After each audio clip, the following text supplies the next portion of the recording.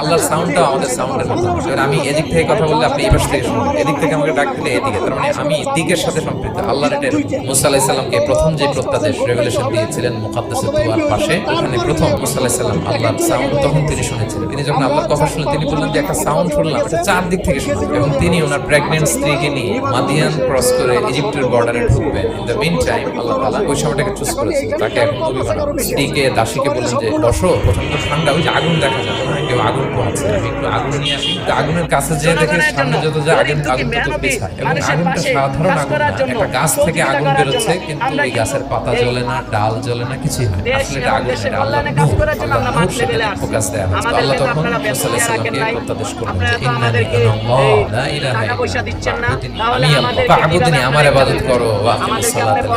আমরা ভুল করে অনেক সময় এরকম অবাধ্য প্রশ্ন করি। তো কোশ্চিন কালেও আপনি সৃষ্টির সাথে স্রষ্টাকে মিলাবেন।